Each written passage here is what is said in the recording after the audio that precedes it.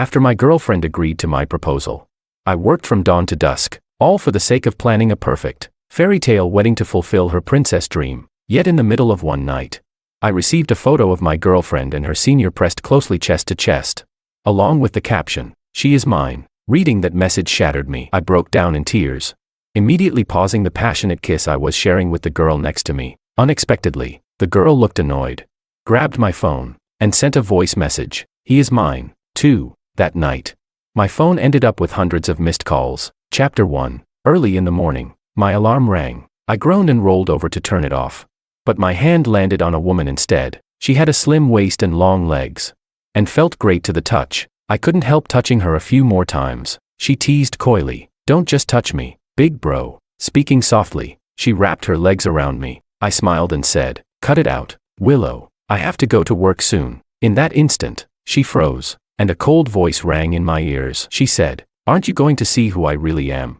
I was baffled, but when I got a clear look at her, I nearly fell out of bed from shock. She wasn't Willow, she was Willow's student, Anna. "Heh," she scoffed, got up from the bed, and the mattress rose back to normal. She had a habit of calling me Big Bro for the thrill of it. Now she said, "Big Brother George, you really are such a jerk, sleeping with me but not even remembering my name." With that, she headed to the bathroom. I took a while to process everything before remembering she was the stand-in bride I had paid for the day before. Yes, I got married yesterday, but the bride, Willow, had vanished. I saw Willow again on the trending news. The headline read, "A devoted man attempts suicide for love, moves girlfriend's heart, girlfriend arrives in a wedding dress to marry him." This was the same Willow who had once, right in front of me, cursed her senior countless times for being crazy. Now, there she was in the trending news, kissing him so passionately that their saliva nearly connected. Meanwhile, I was sitting alone in the wedding hall, receiving everyone's pity. Willow's parents asked, "Should we call off the wedding?" My parents countered, "Then what about our son?" The MC reminded us, "If you cancel, our company policy states there's no refund." Willow's parents said, "Feelings can't be forced." I sat there, listening to them argue intensely, but stayed silent. Why did I have to be the one left hanging? So, on the spur of the moment, I grabbed a waitress from the restaurant across the street to play the temporary bride. That person ended up being Willow's student, Anna. I'd seen Anna once before. Through Willow, she and a few other girls had been cleaning the teacher's office. Blushing, they pushed each other toward me, nudging elbows, tugging sleeves, until one girl finally stepped forward and asked, "Senior, are you single? Our class beauty has had her eyes on you for a while and wants your WeChat." Following her gaze, I saw Anna in the corner wiping a window. She had a long, slender figure and skin as fair as jade, yet she exuded a frosty, distant air. Noticing my stare, she suddenly turned, her fox-like eyes meeting mine. Feeling awkward, I told them I was their teacher's boyfriend. Anna withdrew her gaze, turned to the main troublemaker, and scolded, "Aren't you all being a bit annoying?" Her classmates teased, "Anna, you've turned down so many admirers, what kind of person do you actually want to date?"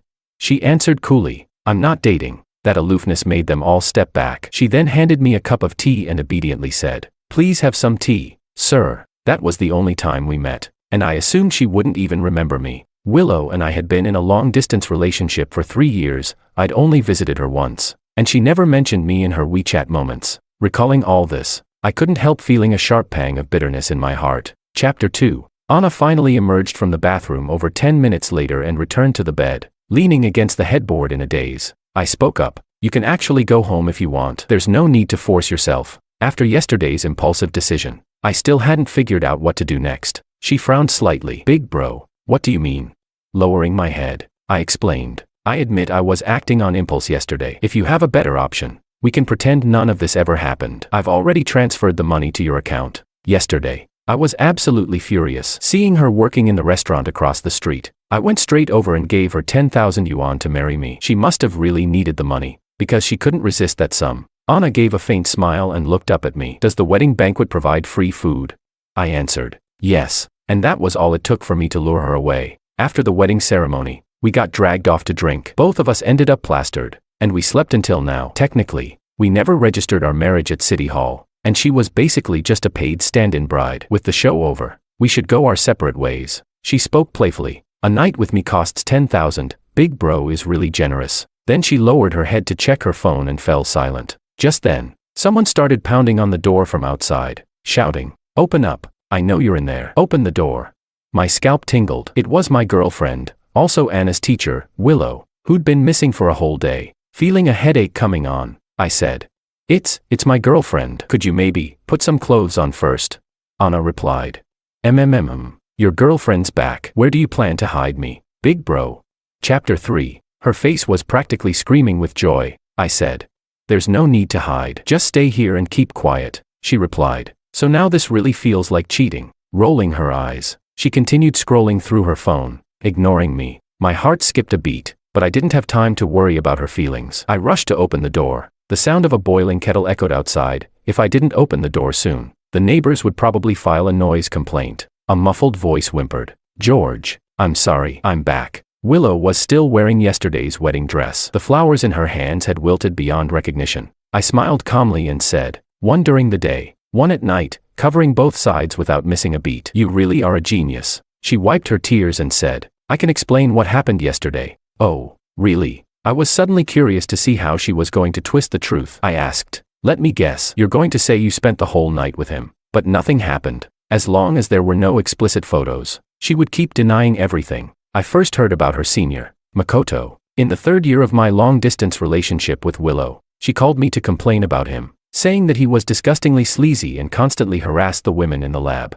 She said, he's so full of himself, has no respect for women at all, always cracking dirty jokes in public, sending cringy pickup lines to girls. When called out, he just laughs it off and fake apologizes, only to do it again next time. I've never seen anyone so shameless, but no one could do anything about him because his father was the dean. Willow despised him. Yet, despite how much she supposedly hated him, she gradually started talking about him more and more. She would say, he grew up spoiled. One time, we complained about our long commutes, and he seriously asked why we didn't just buy a place near the school. Can you believe how dumb that is? Who would ever want to marry someone like that? That's when I realized, during the few monthly calls we had, she was always talking about him. I got annoyed and lost my patience. I snapped at her. Well, why don't you just marry him? Then, that was our first fight. Later, I realized I had been too harsh, so I made up for it by sending her gifts for every occasion. 2 weeks later, at her graduation ceremony, I went all out. I coordinated with both our parents to propose to her in advance. Right in the middle of the ceremony, she covered her mouth in shock, staggered back a step, and tears welled up in her eyes. When she reached out, trembling, to take the ring, I felt like the happiest man alive. But in less than 3 months, I became the biggest joke in the world. Willow said, George, yesterday's situation was out of my control. I had no choice but to run away from the wedding. No matter what, Makoto is still my senior. I couldn't just stand by and let him die. As she spoke, she threw herself into my arms, hugging me tightly. 3 years together, you still don't understand my heart. You're the only one I love. At that moment, she snuggled against my chest like she always did, making me almost believe that her betrayal was just a bad dream. But then I saw the hickey on her neck. My stomach churned violently. I shoved her away and said, sorry, but you're too late. You even missed the wedding banquet my wife and I already celebrated. She stared at me in confusion. George, what are you talking about? Just then, a voice called out from inside the room. Honey, where's my dress? Anna's voice rang out from the bedroom. The air turned deathly still. Willow's voice trembled as she asked, who's in there? Chapter 4, I replied. A stray cat. I said it without a change in expression. Then, I added, you should leave. I don't want to see you. With that, I shut the door in her face. As soon as I turned around, I saw Anna leaning against the bedroom doorframe, staring at me intently. Feeling a little guilty, I walked toward her. She suddenly made a soft sound. Meow. A chill ran down my spine. She tilted her head and asked, what's wrong, big brother? Are you getting back together with her? I answered, no, but this is between me and her. Anna was Willow's student. Now that I had sobered up, guilt crept in. I didn't want to drag her into this mess any further. She fixed her gaze on me and said, but you've already dirted me, big brother. Aren't you going to take responsibility? I was speechless. How had I dirted her? I had come home last night and collapsed straight into bed. Nothing had happened. At most, we might have kissed, probably. I hesitated before asking, where? She didn't answer, just kept staring at me. That's when I noticed a short skirt lying in the bathroom, one that wasn't mine. She blushed and muttered, I didn't bring a change of clothes. Now I understood. Feeling a little embarrassed, I said, I'll go buy one for you. She looked at me and asked, will you really buy it? Big brother, have you bought clothes for anyone else before? My heart skipped a beat. I quickly answered, no. Her expression softened slightly, and she said, then I want a longer one, white. After everything was settled, I drove her to work. I dropped her off at the staff dormitory where she lived. Honestly, the place was simple, too simple. I was shocked, but at least her bunk was clean and neatly arranged. She invited me to sit on the edge of her bed. A few female co-workers gathered around, curious about our situation. One of them nudged Anna and whispered teasingly, "Damn, Anna, you really hit the jackpot." Huh. Anna waved them off. "Even if I did, it's not for you to take a bite of. Get back to work." Only then did the others scatter. As I was leaving, I couldn't help but ask, "Why don't you live at the school? The dorms there were much better than this place." She looked at me and asked, "Big brother, do you dislike that I live here?" I replied, "No," worried she'd overthink it. I dropped the subject. She walked me all the way to the parking lot and stood beside the car, staring at me without saying a word. I asked, "What's wrong?" She answered, "After today, are you going to abandon me, brother?" Chapter 5. That was a real question. I started thinking about how to handle this situation. I tried to reason with her from every angle, explaining that she and I weren't really compatible and that we should just forget about what happened yesterday. I said, "You're still young. There must be plenty of guys in college who like you. You have so many choices. What happened yesterday was my fault. If you ever need help in the future, I'll do whatever I can." I was hinting that the only way I could really help her was with money, and she did need it. She just sat there quietly, listening, not saying a word. I asked, "Do you understand?" I felt a little unsure. She lowered her head, smiled softly, and stayed silent. When she looked up again, her eyes were slightly red. With a pitiful expression, she said, "But at the wedding yesterday, brother kissed me. Then at night, you pulled me into your room and put your hands all over me. My innocence is gone. Who else would want me now?" I was speechless. A sweet, innocent college girl, on the verge of tears, demanding that I take responsibility. Who could possibly withstand that? I sighed and replied, "Then, don't worry. Before you find a boyfriend, I'll definitely take responsibility for you." I made the promise with as much conviction as I could muster. She frowned slightly and asked, "How will brother take responsibility? Are you going to give yourself to me?" I almost choked on my own breath, clenching my teeth. I said, "Fine." Only then did she finally calm down. I thought I had successfully defused the situation until I started the car, and she suddenly stepped in front of it again. She crossed her arms and said, "Brother, you say you're my boyfriend, but you didn't even ask for my phone number. Were you planning to run away?" I froze. I said, "What's your number?" She took my phone, dialed her own number, and then saved my contact on her phone with the name, "Dear Husband." I wanted to correct it, but I was afraid that if I did, she'd make an even bigger scene. So, I stayed quiet. Then, as if she had just remembered something, she added, "If you need anything, call me." "I don't like texting," I replied. "Oh, okay." What she didn't know was that I wasn't a fan of calling or texting anyone in the first place. A few days passed. Suddenly, I received a message from Anna. A single question mark. Just that, one question mark. I had no idea what it meant. Was this the generational gap between me and modern college girls? I messaged back, "Are you off work?" She replied, 3 days and not a single message. Dear sure knows how to play hard to get. I asked, "What's wrong?" She replied, "Nothing. I'm just not worthy anymore, I guess." I was speechless. Hadn't she been the one who told me not to text? The conversation ended there. She didn't reply again. Chapter 6. A few days later, I went to Willow's University. After finishing her master's degree, she had stayed on as a counselor. I placed a bank card on the table and got straight to the point. "I'm planning to sell the marital home. Your family contributed $100,000 for renovations. Here's the money." She stared at me for a long time before finally speaking. "George, is this really necessary?" I replied, "Absolutely." She frowned. "I told you. What happened that day was just a misunderstanding. Why do you have to keep throwing harsh words at me?" I sighed. "Willow, I'm not saying this out of spite." She scoffed. "If you're not being petty, then why sell the house? That was our wedding home. How could you even think of selling it?" After a moment, she added, "George, I admit I was wrong about my senior, but it was a matter of life and death. I couldn't just stand by and watch him die." I chuckled. So saving a life required that level of intimacy. Her cheeks flushed, and she stammered, "I was just trying to calm him down." "What a brilliant excuse," I replied.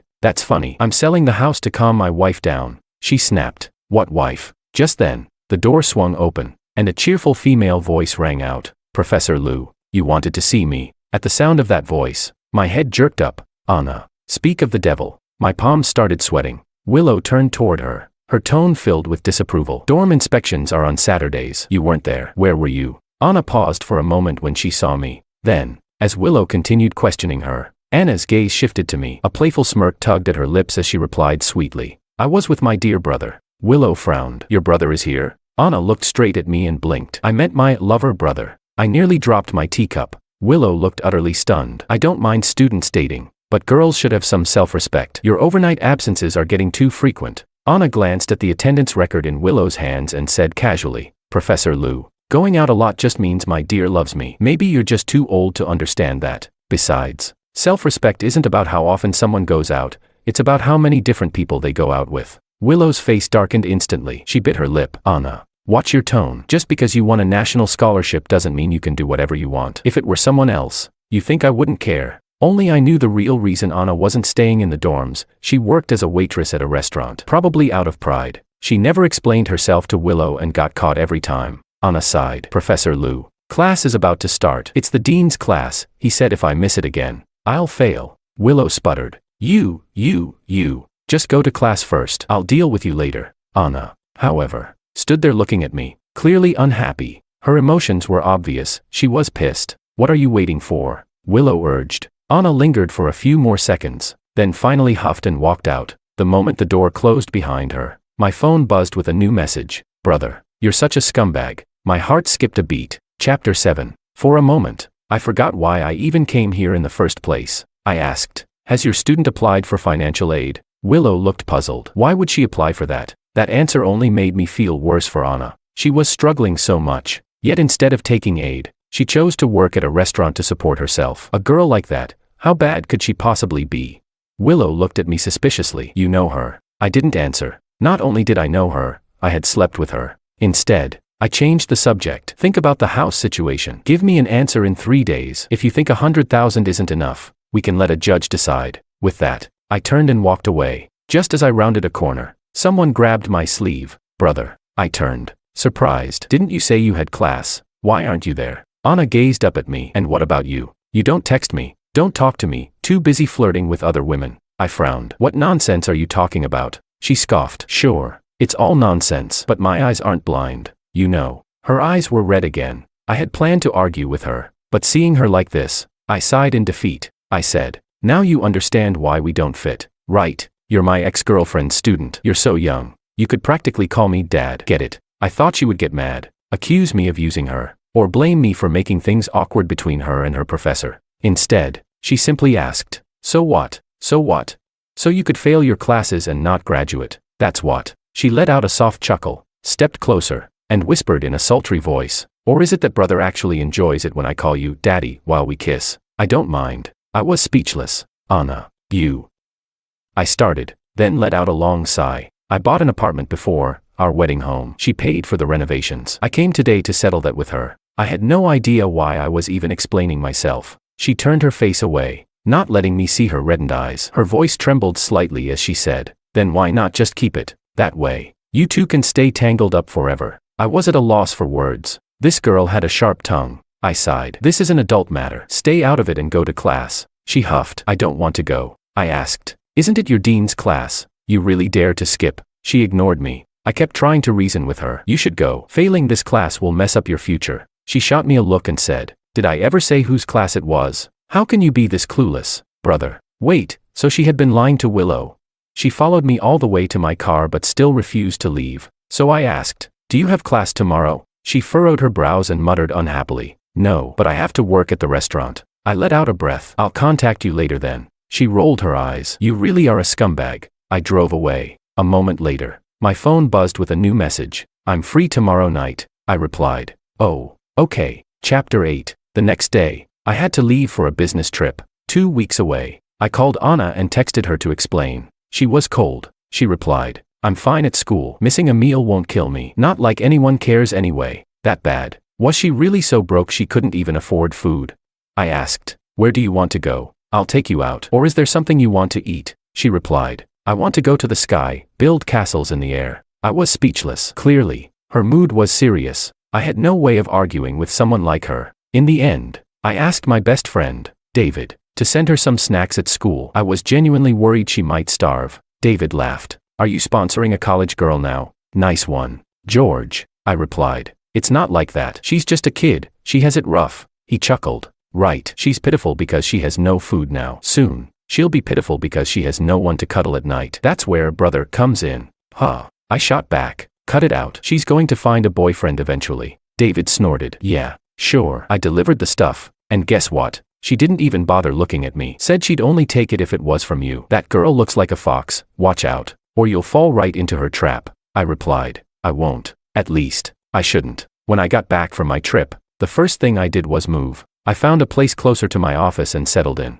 Then, I received a text from an unexpected number. Makoto, Willow's senior. He wanted to talk. He set the meeting at the university. Since I was planning to pick Anna up for dinner anyway, I drove over. When I arrived, he greeted me with a face full of fake remorse. I'm really sorry. This whole thing is actually my fault. I'm an emotional person. When I fall for someone, I go to extremes. Please, don't blame Willow. He paused, then hesitated before saying, but, there's something I'm not sure if I should say. If I do, promise you won't take it the wrong way. I replied flatly, then don't say it. But he kept going. I just want you to know, Willow is a great girl. She deserves to be with someone better suited for her. You can't give her the happiness she really wants. I cut him off. Are you insane? He smirked. What do you mean? He wasn't even trying to act anymore. I said, nothing. I'm married. And my wife isn't Willow. You want my leftovers? Fine. Consider her a gift. I smirked and grabbed my coat to leave. I was furious, but I refused to show it. Then, just as I turned, he yelled,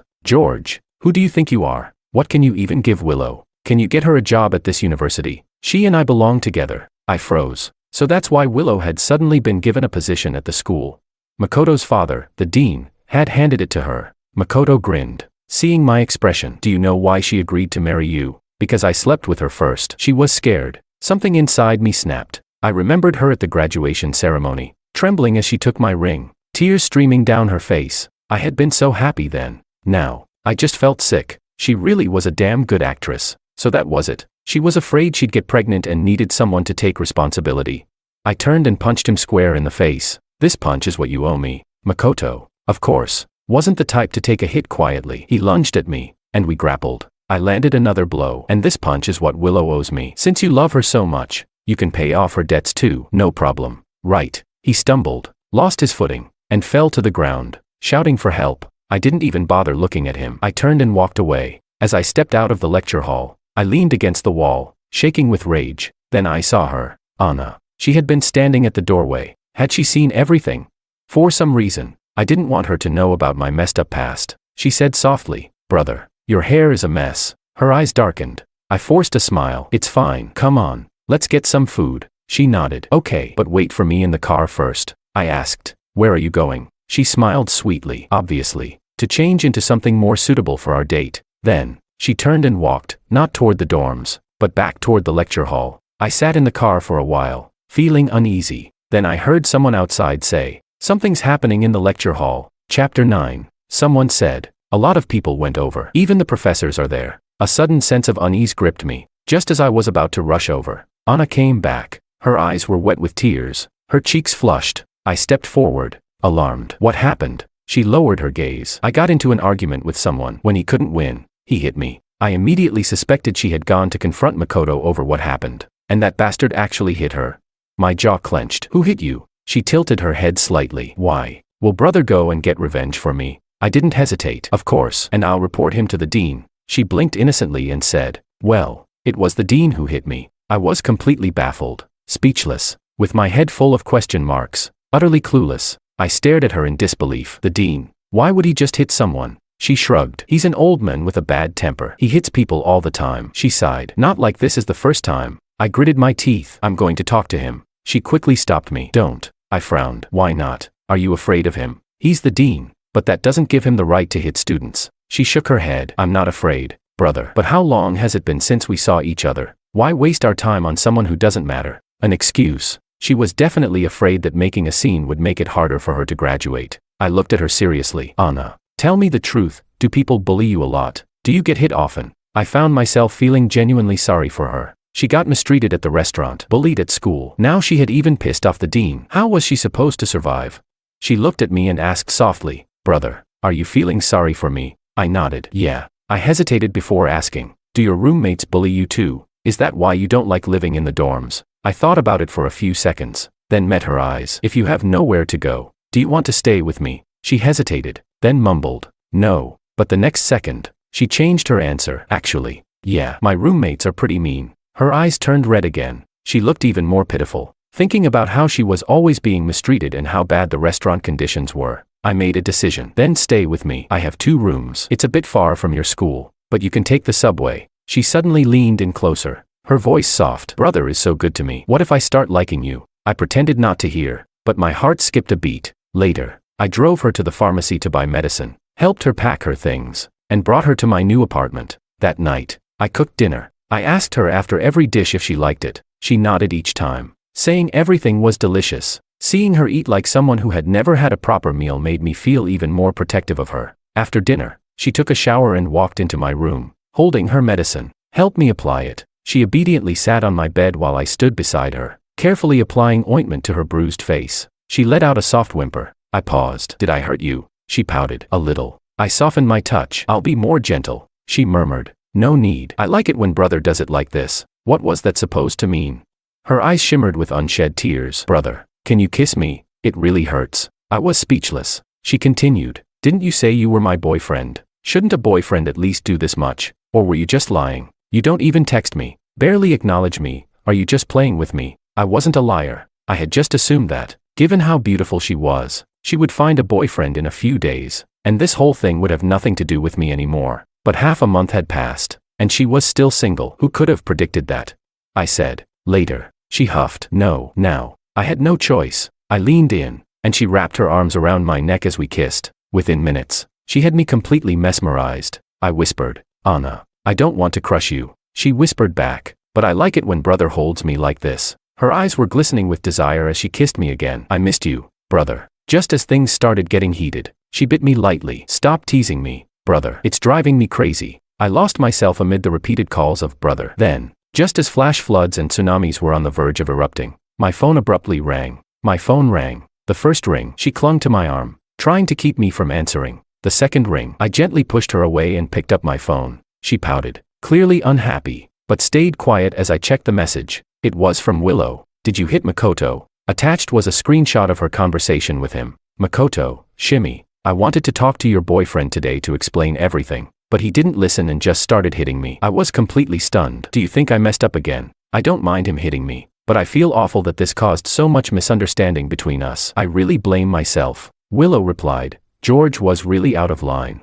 I had never found a text message so disgusting before. I didn't even bother replying. Anna smirked. Brother, shall we continue? I hesitated. It's getting late. Maybe we should get some sleep. Honestly, I had lost the mood. Anna's expression darkened instantly. So brother got what he wanted and doesn't care about me now. I was speechless. Then another message from Willow popped up. This time, it was a photo of her and Makoto, bodies pressed together. The caption read, She's mine. The explicit nature of the image made my stomach turn. I tossed my phone away in disgust. Clearly, Makoto had sent it using Willow's phone. Anna picked up my phone, smirking as she recorded a voice message. She purred. He's mine too. Then, she shut off my phone entirely, leaned in, and whispered, Brother, she's already ruined. But me, I'm still pure. Chapter 10. Anna. I tried to calm her down. Some things, once done, could never be undone. I was much older than her. She was still a college student. No matter how I looked at it, we were. But she looked up at me and asked, Doesn't brother want to win?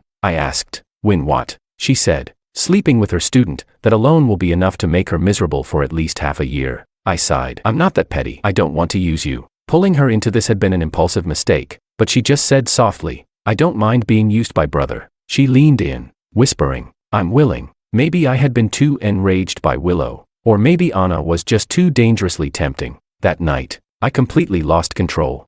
The next morning, I woke up and saw the girl sleeping quietly beside me. It felt like a dream. The moment I moved, she stirred awake. She looked at me and whispered, Brother. Hearing that sent a shiver down my spine. Last night, this same girl had clung to me, calling me brother over and over, making me discover that. It made me realize that even when you squeeze the toothpaste, there's still some left. I shook away those shameless thoughts and asked, I'll make breakfast. What do you want to eat? She opened her eyes, smiled at me, and said, What I really want, you won't let me eat. So whatever is fine. I was speechless.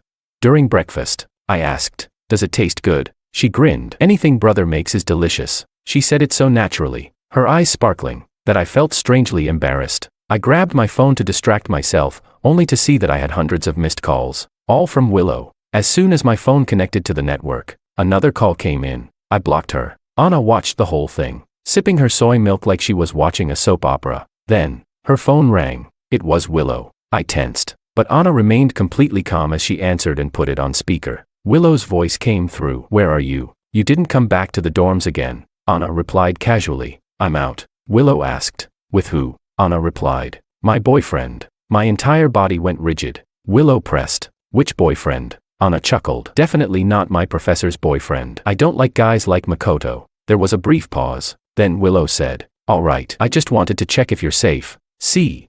Anna's ability to talk her way out of things was so strong. Even Willow couldn't argue with her. But the entire time, I had been so nervous I nearly stopped breathing. After the call ended, Anna turned to me. What's on brother's mind? I scratched my head. Nothing. Just thinking about sending you back to school after breakfast. She snorted. Oh, so you just want to send me away and pretend last night never happened. I was speechless. Chapter 11. Somehow, Anna and I ended up officially dating. Despite her packed schedule, classes during the day, working at the restaurant in the evening, she was still incredibly clingy. A 20-year-old girl in love would get upset for the most random reasons. We usually slept in the same room, but after weeks of her draining my energy every night, I couldn't take it anymore. I told her I'd be sleeping in the study for a few days to recharge. She said sweetly, sure, take your time, whether it's today or tomorrow. I'll be waiting for brother. But of course, she didn't really mean it. Every word was laced with complaints. To make it up to her, I agreed to watch her volleyball game on Wednesday. Sitting in the stands, I watched her on the court, radiant,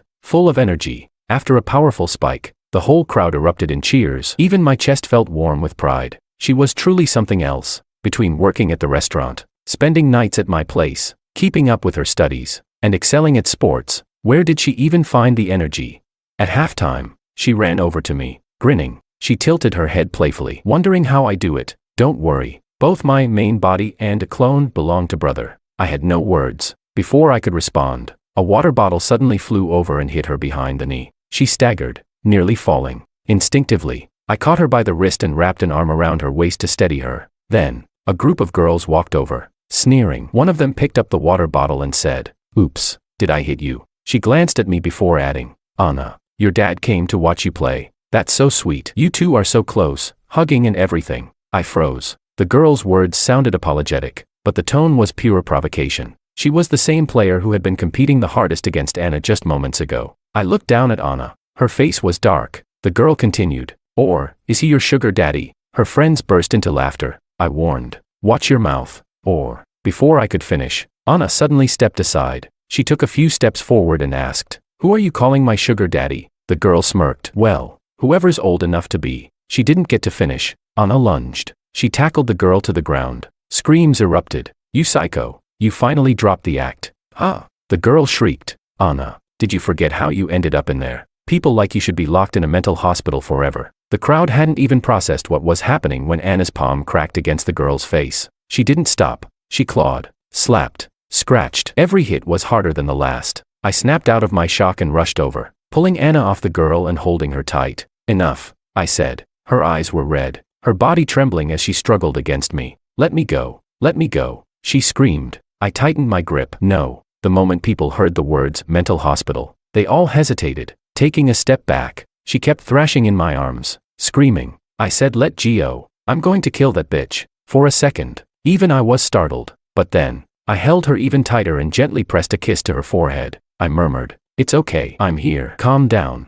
I kept holding her, rubbing soothing circles on her back. Meanwhile, the girl on the ground was finally dragged away. Her face was covered in scratches, her skin streaked with blood. An hour later, I was sitting with Anna in the police station, waiting to give our statements. The girl had been taken to the hospital, and she refused to settle. Chapter 12. Throughout the entire process, Anna didn't say a word. She sat there, shoulders slumped, as if she had completely given up. I wrapped an arm around her as we watched the security footage with the police. It turned out that the conflict had started earlier, back in the locker room. On the screen, Anna was standing there when the girl walked up and shoved her. Anna ignored it. So the girl got bolder. She grabbed Anna by the hair and then, shockingly, slapped her across the face with a used sanitary pad. The girl sneered, acting like a good student now. Let's see how long you can keep up the act. The police ruled that the girl had provoked the incident first. Anna had endured it all. She let them push her, insult her, humiliate her. But the moment they mocked our relationship, she finally lost control. I fell into deep thought. At the police station, I finally learned the truth. Anna had undergone long-term psychological treatment. She had even been institutionalized. At the age of 12, She had stabbed a 40-year-old man, because that man had insulted her mother. At the time, cases of self-defense were rarely recognized, but the authorities determined that Anna had severe mental health issues. So instead of prison, she was sent to a psychiatric hospital for a year, and the girl she had fought today. She was the daughter of the man Anna had stabbed. During her time in the hospital, Anna's mother was in a fatal car accident. She never got to say goodbye. When Anna was finally released, she had completely changed. She shut herself off. She let people bully her. She never fought back. She said, "Mom told me she wanted me to live a normal life. She said that if I acted out again, she would never speak to me again. So I thought, if I was obedient, if I was good, maybe she would come back. But she never got to see me get better." Her mother was gone, and she had been left all alone. She spoke about these painful memories in such a light, casual tone, but my heart felt unbearably heavy. I had no idea how to comfort this girl. She turned to me and asked, "Brother, do you think I'm a freak too? Are you scared of me?" I met her gaze and said firmly, "No, you are not a freak. If your mom were still here, she would feel the same way I do. She would think you are an amazing person. You stood up for her. You were brave, but..."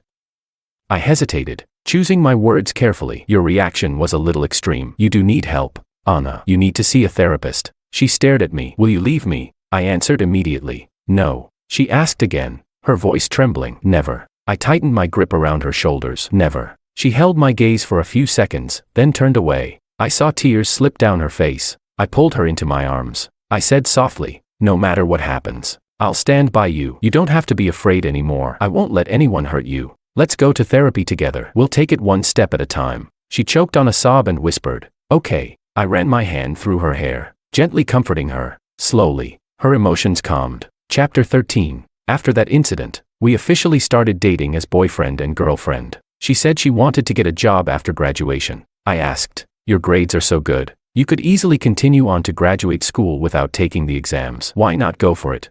She pouted and said, "I'm not on the list for recommendation." I was speechless. "You're top of your class, and they didn't include you." She replied, "They really didn't. And besides, it's not for me." Hearing that, I didn't worry too much. A girl as hardworking as she is won't do poorly once she starts working. It doesn't matter that her family conditions aren't great. As long as she stays focused and determined, things will get better little by little. Having a girlfriend, having someone I wanted to protect, made me suddenly wake up and push myself. I worked even harder. My boss must have noticed my drive, so he assigned me a ton of business trips. This time, I was sent away for a whole month. Anna's patience was visibly wearing thin. She relied on me too much. If I was slow to pick up her calls, she'd get angry. If I forgot to reply to a message, she could brood about it, go emo, for an entire night. Finally, the return date rolled around. That Saturday, on my way home, she specifically told me she was waiting at my place. But then I got a last-minute notice that I had to attend a celebration banquet for a joint project between my company and Willow's school. They'd been collaborating on this project for a while, but I'd never mentioned it to Anna because anything related to Willow upsets her. But this kind of thing is out of my hands. I'm just an employee with no power to argue. So I said, "I might be back later. Maybe don't wait for me." She asked, "How late?" I answered, "Maybe 9. She pressed, "Are you sure you can be back by 9? I replied, "It could be 10. She pouted angrily. "How could you do this? Brother, we're dating. Yet for a whole month you're out of sight. No calls, no texts, practically torturing me till I'm barely alive. Then you give me a little sweetness, and it repeats over and over. I'm really upset. I even want a basement where I can lock you up." I was at a loss. "Anna, can you please behave?" She retorted.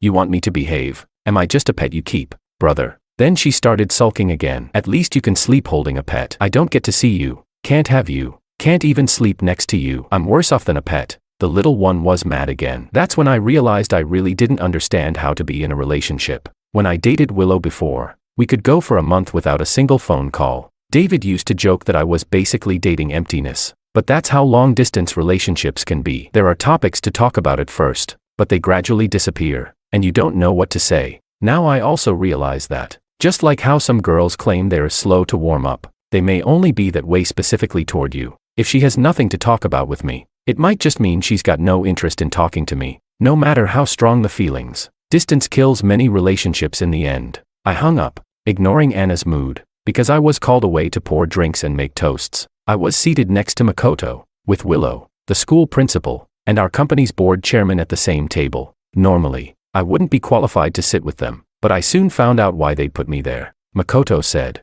"George, I heard you were also part of this project. We've known each other for a while, so I asked my dad to invite you so we could catch up. You don't mind, do you? I had no idea what his motive was, probably to show off in front of me and maybe embarrass me, but with so many big shots around, I didn't dare lose my temper. This was also my first time seeing our board chairman, an older man with white hair. There was an empty seat next to him, as if waiting for someone. Through it all, I was busy bowing and being polite, and nobody paid much attention to me. Then the chairman picked up a phone call, glanced at me casually afterward, and said in exasperation, "Brother, what brother? I'm in the middle of business, and all you do is go on about brother. Brother, come see for yourself." He hung up angrily, and the whole table fell into an awkward silence. With a sigh, he said, "My granddaughter, she's gone crazy in love. The relationship's driven her mad, and now she's begging me to let her leave." Someone joked, "Well, you know how young people in love are these days. All of us here are old now." I stayed busy the entire time, pouring tea and drinks, Makoto's arrangement. I finally sat down for a short break, and I suddenly caught a familiar scent. Turning around, I saw Anna. My heart nearly jumped out of my chest. This was my workplace function. "Please don't cause trouble." Anna glared at Makoto and said, "Move. I'm sitting here." Unbelievably rude. Everyone at the table was staring at her. Principal Ito frowned and said, "No manners at all. Can't you at least call him brother?" "Brother." I was stunned. Makoto forced a smile, stood up, and gave his seat to Anna. "Dad, she's always been like this since she was little. I'll just let her have my seat." Anna gave a cold snort and sat right down. Anna is the principal's daughter. I had no idea what she was up to. Willow looked just as shocked. Ever since she heard Anna was the principal's daughter, she'd looked extremely uncomfortable. The principal said, "I called you this afternoon and asked you to come. You said you had something important to do and couldn't make it. Now you show up, and you're this rude. You call that ladylike?" The bored-looking chairman suddenly interjected, "Her important matter is probably right here." He then shot me a meaningful glance before quickly looking away. I was baffled. The principal asked, "Dad, what do you mean by that? Do you know something? This girl skipped all my classes." "Dad, wait, so the chairman is the principal's father-in-law, making Anna the chairman's granddaughter?" I was losing my mind. Chapter 14. The chairman spread his hands and said, "How would I know? She's your daughter. Shouldn't you be reflecting on this yourself?" He had the look of someone unwilling to handle this hot potato. The entire table fell silent. I was even more on edge, feeling like I was sitting on pins and needles. Anna rolled her eyes and said, "If you two want to do a comedy show, fine, but can we at least eat first?" Only then did everyone drop the subject. As the conversation shifted to the project, I couldn't absorb a single word. Sitting next to a live grenade, I was too nervous to focus on anything. Willow remained quiet as well, her brows slightly furrowed, occasionally glancing in my direction. Anna suddenly smiled and asked, "Miss Lu, is there something on my plate you'd like? You keep staring over here." I was speechless. Willow's face turned bright red, and she quickly withdrew her gaze. No, not at all. I truly believed Anna had gone mad. Not knowing what else this little troublemaker might do, I tried to put some distance between us, but under the table, she suddenly grabbed my hand and placed it directly on her thigh. I was at a loss. Fearing someone would notice, I tried to pull away, but she immediately dropped her chopsticks in front of me with a loud clatter. The entire table looked over, startled by her sudden action, clueless about what had just happened. Anna, however, took a deep breath and said, "I want shrimp. I can't reach them. Help me get some." I had no choice but to pick up a shrimp and place it in her bowl. She then pushed the bowl back toward me and said, "Peel it for me." Bracing myself, I started peeling the shrimp for her. Everyone looked utterly confused, except for the chairman, who continued eating his shrimp, seemingly amused by the whole situation. Makoto, who had been frozen for a moment, suddenly chuckled and said to me, "George, why don't you go get me some soda, and bring the chairman some warm water? He doesn't drink alcohol." Oddly enough, I felt relieved by this request. I couldn't stand being here any longer, but before I could move, the chairman chuckled and said, "No need. Soda is fine." I wouldn't dare ask for hot water separately. I tried to stand up, but Anna refused to let go of my hand. I pulled my left hand free with my right, but she immediately grabbed my right hand. When I pried my right hand loose with my left, she seized my left hand again. She was like some sort of adhesive. As we wrestled back and forth, she suddenly burst into laughter. Once again, the entire table was interrupted by her laughter. The principal was clearly displeased. He frowned and asked, "What's so funny?" Anna rolled her eyes. "Just playing with my boyfriend." The principal asked, "You mean texting?" Anna replied, "MHM." She didn't deny it. Makoto asked, "Little sis, when did you start dating? How come I didn't know?" Anna shot back, "Who are you? Why should I report to you?" Makoto looked a little embarrassed. I'm your brother, Anna sneered. Oh, really? I seem to remember my mom only having one child. The principal snapped. Mind your manners. He's your brother, Anna scoffed. An adopted son. He dares call himself my brother. She paused for a moment before adding, people who know will say he's your adopted son. Those who don't might think he's your illegitimate child. Illegitimate child? That was enough to shut everyone up, because while everyone knew that Makoto was the principal's son, no one had known Anna was his daughter. The principal, now furious, slammed the table and shouted, "You've gone too far, come with me." His face was dark with anger as he ordered Anna to follow him outside. Anna looked at me for a moment but eventually got up and left. Before walking away, she shot another glance at Makoto and said, "If you want soda, go get it yourself." What? Don't have hands? Don't have legs? Makoto's face instantly darkened, and he didn't say another word. Chapter 15. After the principal and Anna left, the atmosphere at the table quickly returned to normal. What I thought was a massive storm seemed to be nothing but a trivial matter to these seasoned businesspeople. The rest of the meal was noticeably quieter. After the banquet ended, I waited outside for Anna. She was still upstairs being lectured and hadn't come out yet. Then someone spoke. Anna's boyfriend. That's you, isn't it? At some point, Willow had appeared beside me. I didn't respond. She continued. That actor at the wedding, the cat that showed up in your room this morning, and the person who sent me the voice message that night, it was all her, wasn't it? I chuckled. So what if it was? She let out a sarcastic snort. Are you serious? I thought you'd become mature and steady after starting work, but you're even more childish than before. Just to get back at me, you're tangled up with my student. Do you even care how people will see you? I shrugged and replied, why should I care about what they think? Why does it matter to me? She scoffed again. Her father is the principal, and her grandfather is the chairman, and you, for the sake of revenge, secretly married her while hiding it from everyone. At school, her father won't tolerate you. At the company, her grandfather definitely won't tolerate an employee like you. If they find out, you'll be ruined. I took a deep breath. What she said, I had already thought about it when I first learned the truth, but hearing it come from her mouth made it even more infuriating. I said, so what exactly are you trying to say, Miss Liu? Do you feel superior by belittling your ex-boyfriend? She looked at me and said, you're really stubborn. You still think I'm saying this to harm you? She's only 20 years old, and you're already 30. In a few years, you'll be past your prime. But she'll still be young and beautiful. Do you really think you can keep her? When she runs off with someone else, you'll regret it. I chuckled. Miss Liu, you sure sound concerned. But before criticizing others, maybe take a look in the mirror. Will she leave? I don't know. But I do know someone who already ran off with someone else. And she's nowhere near as good as Anna, not even close. Besides, even if things don't work out between us in the end, I won't regret it. So you don't have to worry about that. She said, you will regret it. I replied, that's none of your business. I turned to leave, unwilling to continue this pointless conversation. But then she said, how is it not my business? She gave up an opportunity to study abroad. There was only one slot for the entire school, and no one was more qualified than her. But she refused to go. Do you know why? You don't actually believe that being with you is somehow helping her grow, do you? Are you sure it's not just your own stubbornness, dragging someone else down with you because your life is miserable? She continued.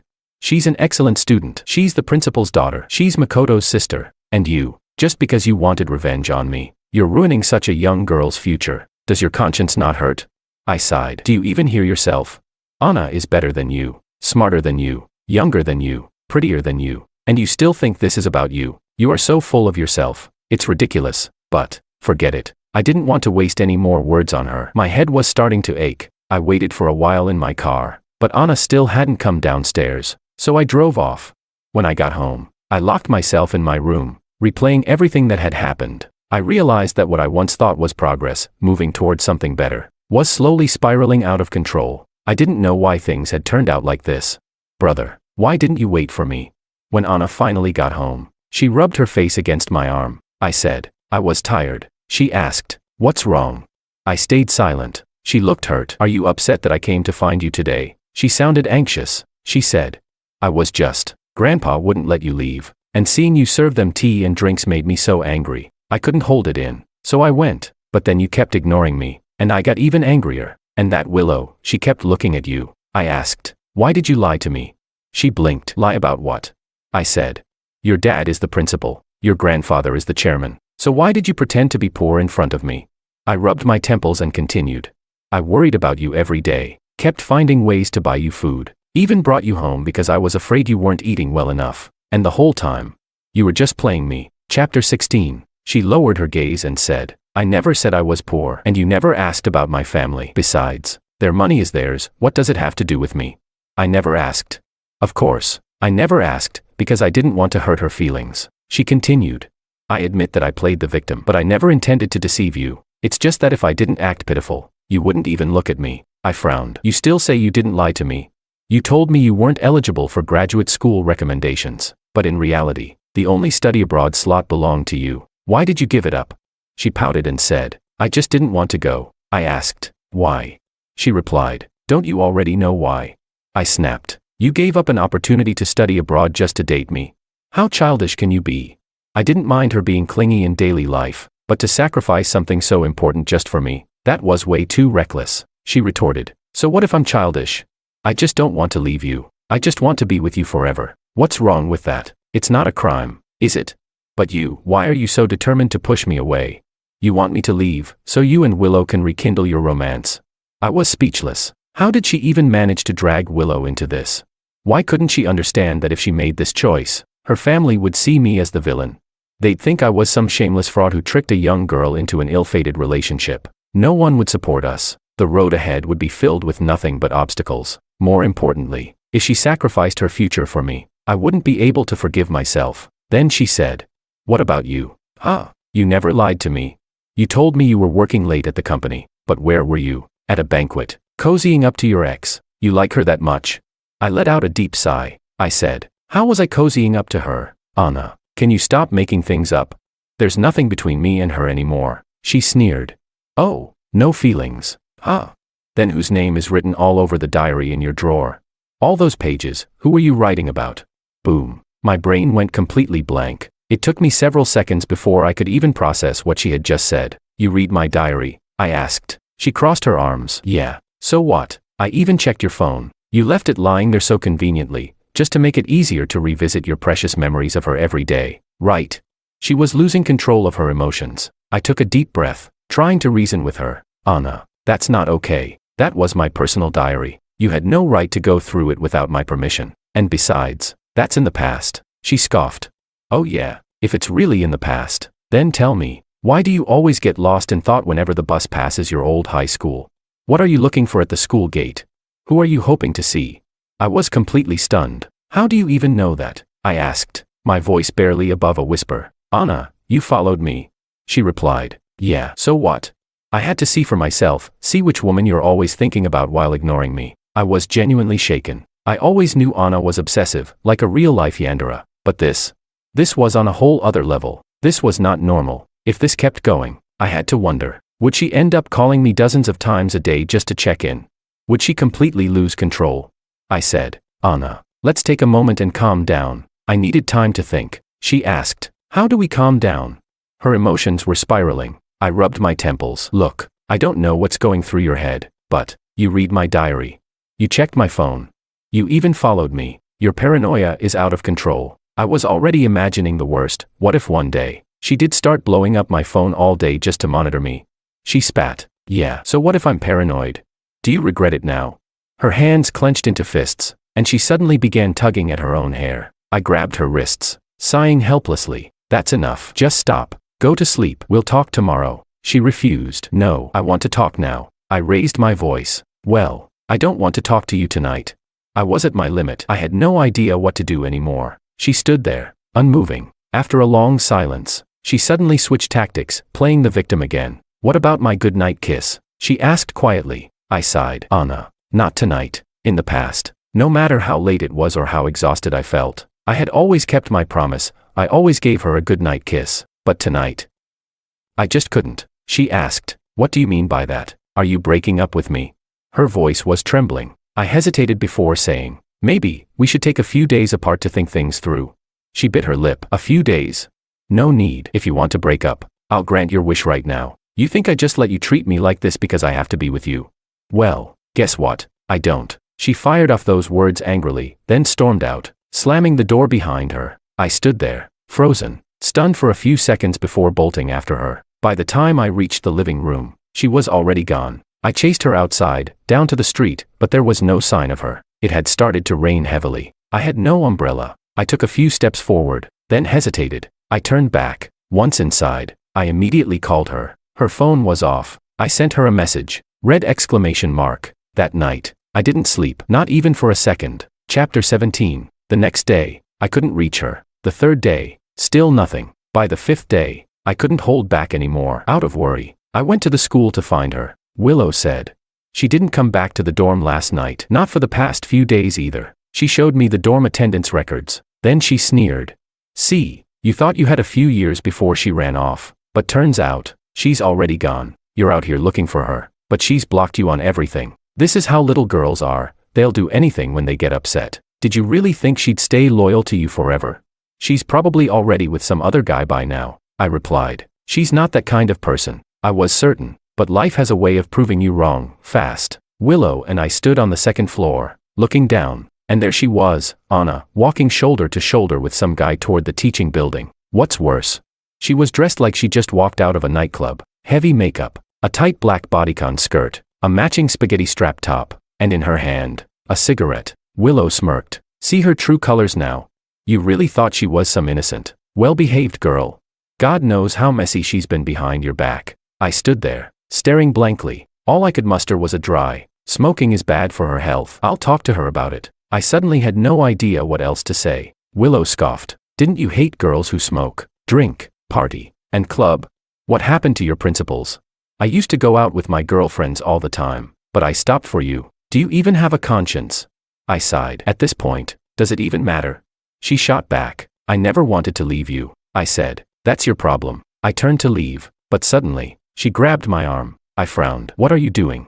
She looked at me, eyes filled with something I couldn't quite place. You don't miss me at all. I ignored her. And then, I looked back toward Anna, just in time to see her stand on tiptoe and kiss him. For a moment, my mind went completely blank. I didn't know how I left the school. The next thing I knew, I was sitting in my car, hands shaking. I looked out at the school gate, where couples walked in and out, holding hands, laughing, lost in their own little worlds. I suddenly felt incredibly stupid. I thought I had found true love, but it had only been a few months. And I had already been proven dead wrong. I thought she clung to me because she needed me, because she couldn't live without me. But no, she could cling to me, and she could just as easily cling to someone else. I drove home. Like always, I made dinner, didn't feel like eating, watched some TV, zoned out, didn't feel like responding to messages. Then it hit me. I had just been dumped. Sitting on the edge of my bed, I saw the diary that had started our argument days ago. I had always kept a journal, a habit born from my middle school wannabe novelist phase, but by high school, every page had turned into a record of my silent crush on Willow. She had been so perfect back then. Smart, beautiful, the girl everyone liked. It was normal for me to like her, but I was just a nobody, hiding in the shadows, never daring to approach her. How quiet was my crush?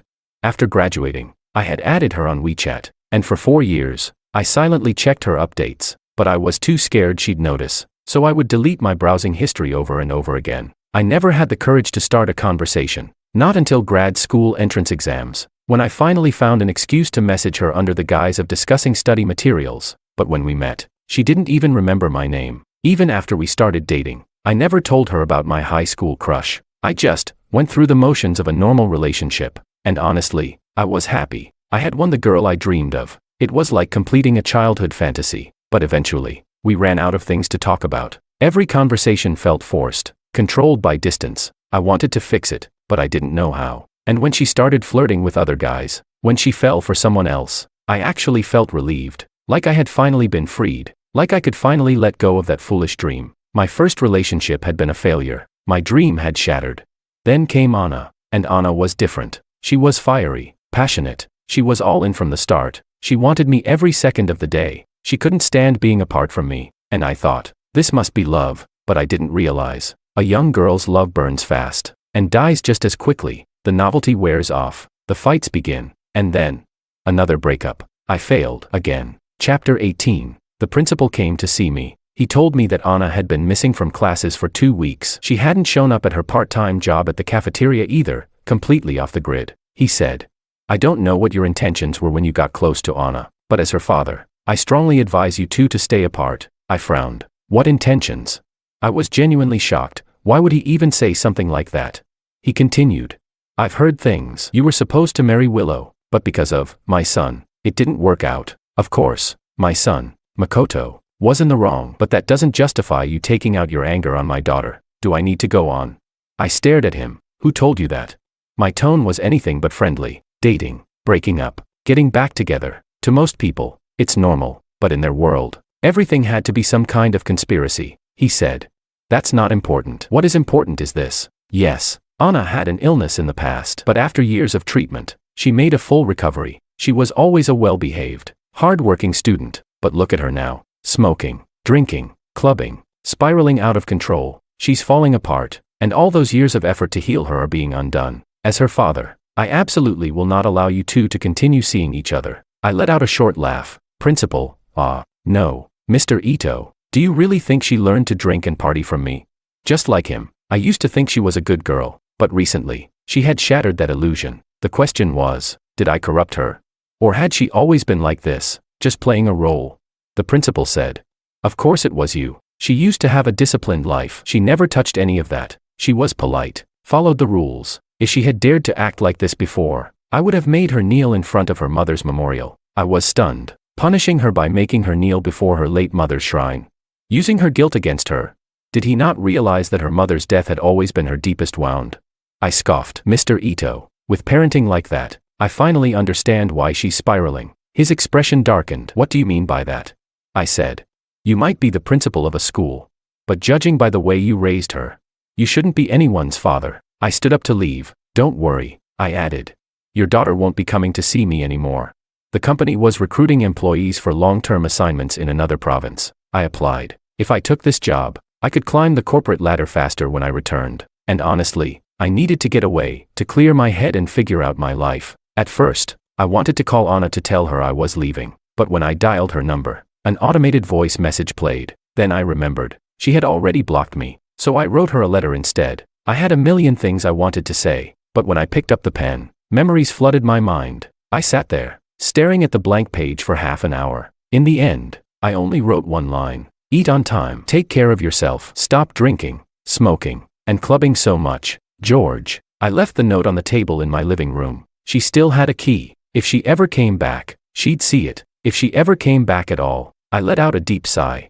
2 months passed. I was still working in another province when Willow showed up on a business trip. We ran into each other again. She said, she's going abroad next month, studying overseas. Good. I felt a sense of relief. Looked like her father had finally put her back on track. She asked, so now, unless we're talking about her, you won't even speak to me?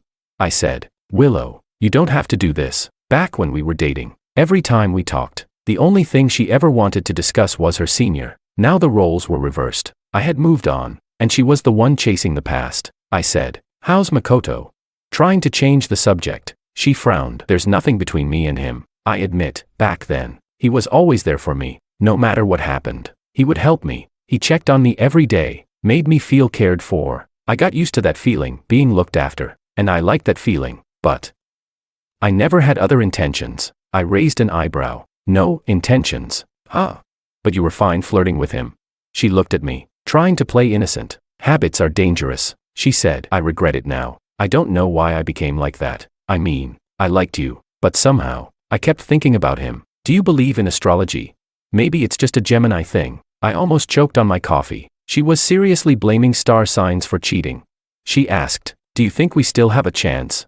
I stood up immediately. Yeah, no, absolutely not. Then I got the hell out of there. Chapter 19. On the subway, I had the strange feeling that someone was watching me. I looked up, just a crowded train full of strangers. When I got off, I realized something. My Bluetooth earbud was missing. Damn, it must have fallen onto the subway floor. There was no way I'd find it now. Frustrated, I moved on, transferring to the bus. The bus was even more packed than usual. It was one of those days, nothing was going my way. I was squished between people, nearly suffocating. Then, as the driver slammed on the brakes, the whole bus lurched forward. For a second, the air shifted, and I caught a scent, one that felt oddly familiar. I turned around, but by then, people were already pushing and shoving to get off. There was no one there. I got off at my stop and walked home, still feeling uneasy. Halfway there, my phone rang. I reached into my pocket and froze. My Bluetooth earbud was there, but I had checked everywhere before. I was sure it was gone. On instinct, I turned around. Nothing. No one was behind me. Still unsettled, I answered my phone, but I didn't hear a single word of the conversation. After hanging up, I arrived at my apartment building. I walked toward the stairs, pulled out my phone to use the flashlight, but then I noticed something strange. The normally pitch-black stairwell was lined with small night lights. They led all the way up, stopping right at the 5th floor, my floor. Something wasn't right. I pulled out my key and inserted it into the lock. Then, I hesitated. After a few seconds, I turned around and called out, "Anna." No response. I said, "Come out, I know it's you." Then, from the darkness above, a shadow slowly emerged. She was wearing a baseball cap, her face hidden in the shadows. I could only see her outline. As she stepped closer, I finally saw her expression, caught red-handed. "Nowhere to run," she sighed. "Brother." Still calling me that. Her voice was shaky. I let out a deep sigh. "Come inside." She obediently stepped in, changed into slippers, and stood there, not daring to move forward without my permission. She said, "I wasn't following you. I just happened to run into you." I stared at her. "You happened to run into me on the subway, then happened to run into me on the bus, then happened to be waiting outside my apartment." She pouted. "It was just one time." I raised an eyebrow. "Are you sure?" She glanced at me, then gave in. "Okay, twice." I folded my arms. "Think carefully before you answer." She deflated. "Fine, 5 times, but I can explain." I rubbed my temples. 5 times. I've only been here 2 months, and you've already followed me 5 times. She sighed, clearly troubled. "I'm sorry. I was going crazy without seeing you. The first few times, I just waited outside your apartment, watching from a distance. I really wasn't following you. But today was different." She came. "I saw you with her. You two were talking, laughing, and I lost control." She clenched her fists. "Seeing you with her hurt." I sighed. "We broke up. Anna. Who I talk to, who I have dinner with, it's none of your business. You know that, right?" She hesitated, then nodded. "Yeah, we broke up." Then, after a pause, she murmured, "We broke up." She stared at me, and suddenly, tears rolled down her face. "Can we not break up?" She pleaded. "I'll do what you say. I'll go study abroad. I won't party. I won't drink. I won't get jealous. You can meet up with her. You can write about her in your diary. You can keep her in your heart. You can even use me as a tool to get back at her. I don't care, as long as we don't break up." I was stunned. This wasn't normal, right? I asked. "So if I actually got back together with her, you'd be okay with being the other woman?" She bit her lip. "If that's what you really want, then yeah, I could do it." I pinched the bridge of my nose. "Anna, do you even hear yourself right now?" She looked at me desperately. "I admit it. I lost. No matter how many women you have outside. I can't let you go, brother. What do you want from me?" "I had a headache." I sighed. "Didn't you already get a new boyfriend? I saw you kissing him, so why are you still saying you can't live without me?" She huffed. "That was acting. I saw you and Willow walking together, holding hands, smiling. I lost my mind, so I staged that kiss." She continued. "You know me. That night, you knew. I'm not that kind of girl. I've never liked anyone else. I'd never kiss someone else. Of course, I knew." I sighed. "Fine. I wouldn't tease her anymore." I looked her straight in the eyes and said, "I'm not getting back together with Willow, and I already have someone in my heart. There's only room for that person. It's not her." She puffed up her cheeks, furious. "Who else is there? Who the hell is she?" She was about to lose it. I nearly burst out laughing. I said, "Her name is Anna." She just stood there, stunned. I said, "Even if you don't come looking for me, I'm planning to go back and find you. After 2 months away, I've thought things through clearly and understand what I want. So, there's no need to be sad or so self-abasing. It's not your fault, it's mine. I used to lack confidence in myself, but now I believe in who I am. You have no idea, in the subway, when I felt someone by my side, I kept hoping it was you. Just the thought that you might come looking for me made me so excited. The words I say might be deceiving, but the heart that beats for you never lies. I want you to know, I like you, just as much as you like me." She just froze there, and then suddenly burst into laughter. Her laughter soon turned into tears. "Why are you crying again?" I asked as I wiped away her tears. She said, "Brother, you're so annoying, making me cry in my dreams. And even when we meet, you make me cry. But I'm so happy, being liked by you makes me really happy." She leaned her head over and said, "Brother, let's not fight anymore. It hurts here," she said, pointing to her chest. I replied, "All right." She looked up and began to kiss me. After so long without kissing, we were both a bit rusty, and soon neither of us could control ourselves. Then she suddenly asked, "Brother, can I stay here?" I said, "Sure, but there's only a small bed here." She replied, "I'm very thin and won't take up much space. If there's no room to sleep, you can even cuddle me." I sighed in exasperation. "That really isn't necessary." She asked, Does your place have any toiletries? None, I admitted, completely unprepared for her coming. Then I'll go downstairs and buy some. At the door, she hesitated and asked, Brother, you won't shut me out again later, will you? I was speechless. What is she thinking all day? Then she asked, Brother, do you want to come with me? I answered, sure. She was so dependent, having just reconciled. She naturally wanted to be clinging to me every moment, which I could understand. She linked her arm with mine as we headed to the convenience store to pick up some toothpaste, a toothbrush, a towel, and other things. On the way back, walking together, my heart was pounding. As soon as we got home and I closed the door, she lifted her tiptoes and kissed me again. She asked, Brother, you've saved up a lot, right? I replied, not anymore. She glared at me in mock indignation. I laughed and said, just teasing you. She snorted, Brother, don't tease me like that. If you keep it up, you'll ruin yourself. Ruined or not, at least I can rest for a while, I thought with a smile. Chapter 20. We finally got back together completely. On the day she was leaving to study abroad, I went to the airport to see her off. She clung to me, unwilling to let go. She asked, do you really want me to go? Won't you go crazy missing me? I replied, not at all, I'll call you whenever I miss you. She said, but when I get your call, I still can't see, touch, or hold you. I was at a loss for words. Behind us, the chairman wore an expression like an old man checking his phone on the subway. He remarked, you're always so attached to your brother, don't you feel any shame? She retorted, what do you know at my age? You're not even dating anyone. I'm just clinging to my boyfriend, not to someone else. That man really had no filter. He said whatever came to mind. The chairman continued, all right, everyone in the world now knows you have a boyfriend. You're something else. If you don't let go soon, these cameras around us will run out of film. I could only shake my head in disbelief. I had come to see her off and ended up with the chairman there too. Wherever the chairman goes, reporters follow. Perhaps they never expected to dig up such scandalous material. I felt utterly embarrassed. After finally sending her on her way, the chairman insisted I come along. On the ride, he showed me some text messages on his phone. Anna had written, old man, if you give him too much work, don't expect me to call you Grandpa in the future. I was speechless. I felt completely mortified. I asked him, don't you object? He asked, object to what? I replied, everyone thinks you don't approve of Anna and me being together. I thought. He cut me off. Did you think I was here to urge you to break up? I was momentarily at a loss for words. The chairman had this gentle yet inscrutable air about him. He smiled and said, yes, from the perspective of our generation, you two really aren't that suitable. 10 years apart, you're already working while she's still in school, and your family backgrounds are worlds apart.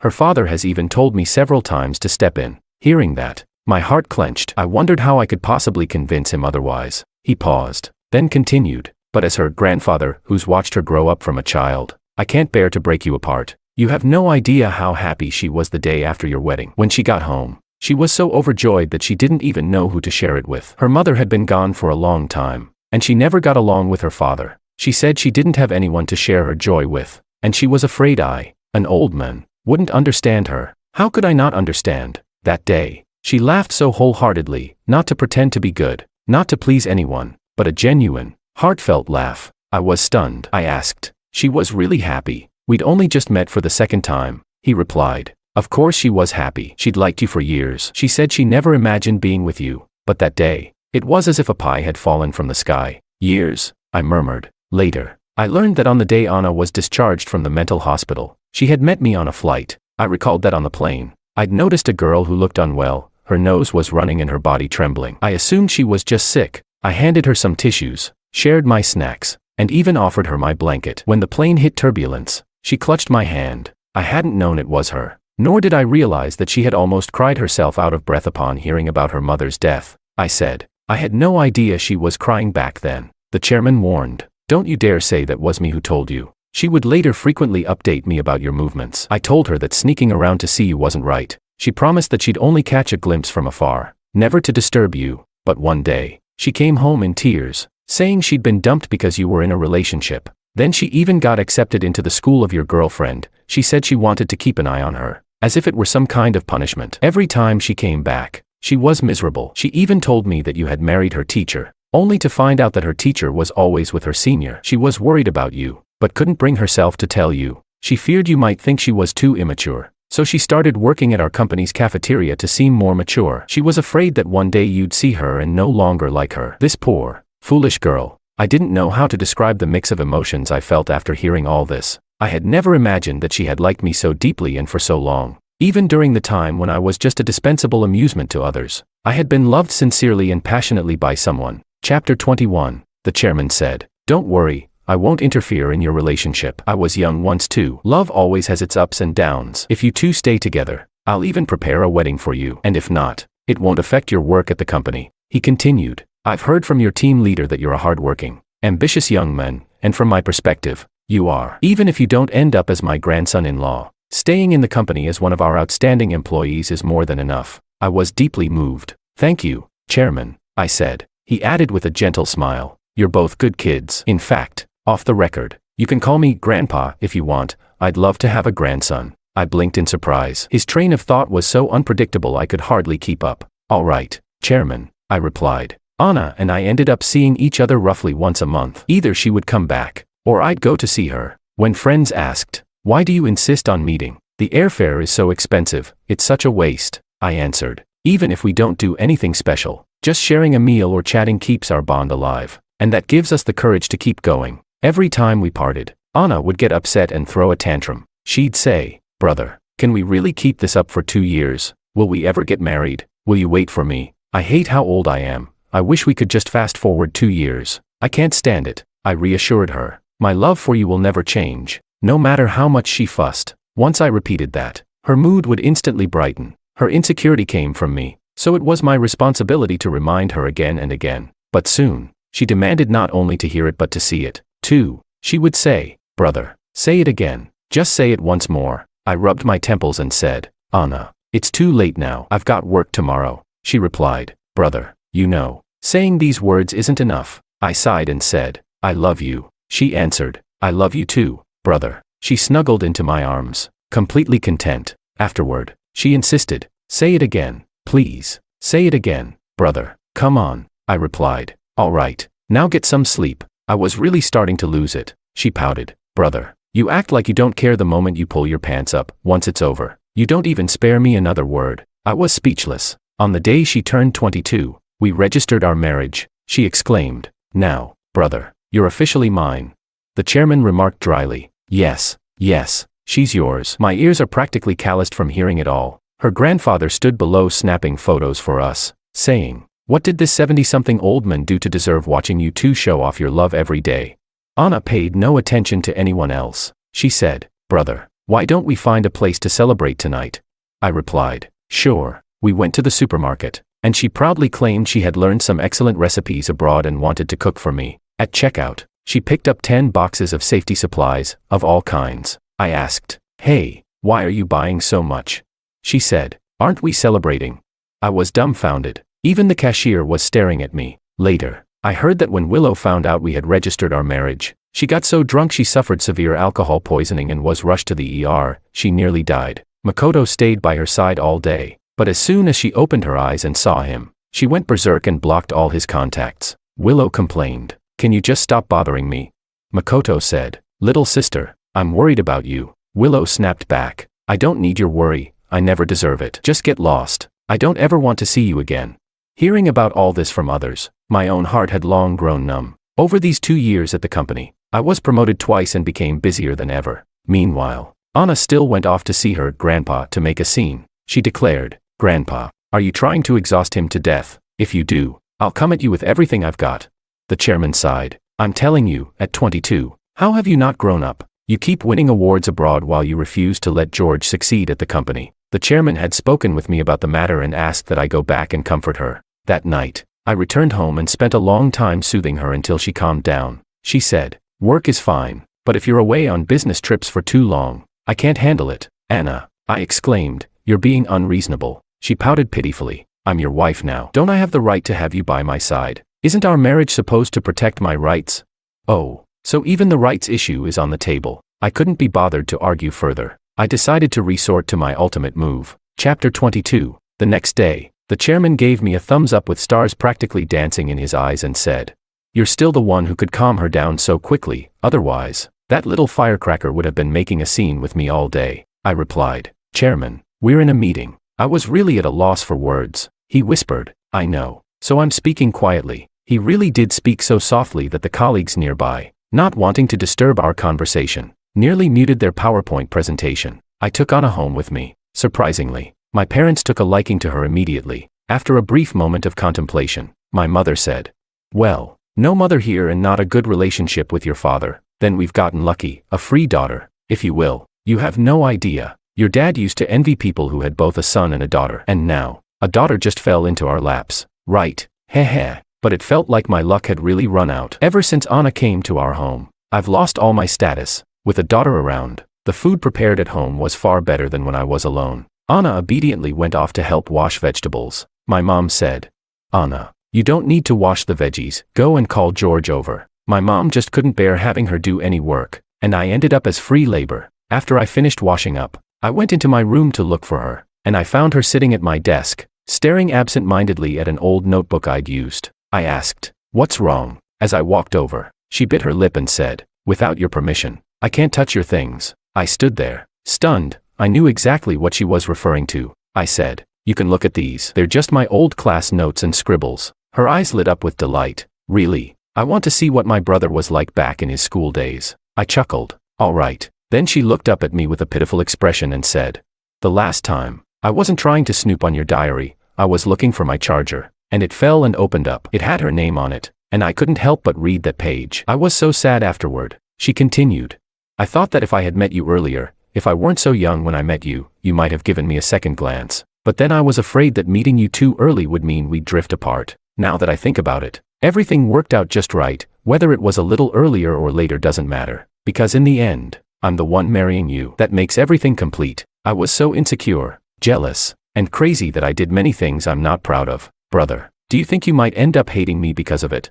I smiled and said, "No, not at all." "But Anna, security isn't something someone else can give you. You have to have confidence in yourself." I wasn't quite sure how else to comfort her. She was so outstanding, yet she became so self-conscious just because she loved me. She murmured, "Okay, I'll listen to you, brother." The next day, I attended my high school reunion, and so did Willow. Anna knew about it. She didn't say anything except send me a message, "I'm waiting for you at home." I thought she'd start her usual tantrum, calling me repeatedly to urge me to come home, but not a single call came throughout the evening. Everyone didn't leave until around 11 o'clock, and when I took a taxi home in the pouring rain, I saw someone at the elevator. When she saw me, she hurriedly wiped away her tears. Angrily, she asked, "Why was your phone off?" I was speechless. I checked my phone and realized I had accidentally switched on airplane mode. Embarrassed, I said, "Sorry, I accidentally enabled airplane mode." Then, out of nowhere, she threw herself into my arms and said, "It's good that you're back. Have you been waiting long?" She pouted, "Not really, just a minute or two." A minute or two. I couldn't help but notice a pile of tissues discarded on a nearby trash can. I rubbed her somewhat cold hand and asked, "If you were so worried, why not just come and find me?" Her whole body was freezing under this heavy rain. Who knows how long she had been standing outside. With her head hanging low, she said, "I promised you I wouldn't follow you, so I waited here. No matter when you come back, I'll be here waiting until you do." I froze. I said, "Aren't you being a bit silly? You should wait at home instead." But she replied very earnestly, "Brother, waiting for you downstairs is my limit. I just want to see you as soon as possible. If I were to go home and wait, I just can't do it." I was speechless. As soon as we got into the house, my dad gave me a kick and scolded, "You little runt, when you're out, your phone isn't even reachable. Don't you know how worried Anna is? She's so anxious that she dares not come find you because she says you'd be upset." I quickly apologized. "I'll check my phone from now on." But Anna grabbed my arm and pulled me back, saying, "Dad, it's not George's problem. This is my own issue. Please don't hit him. Just let him be." Then, my dad said to Anna, giving me a look that said I should figure it out on my own. That night, Anna held me close and cried again. I asked, "Why are you still crying so much?" She said, "I just don't know. I love you so much, and I love your parents too." She snuggled right into my arms. I tried to comfort her, and suddenly, with a shy smile, she bit my finger. She said, "Brother, try it." I asked, "Try what?" She replied, "Your parents treat me like their own daughter. Doesn't that make you really my brother? Isn't that exciting?" I was at a loss for words.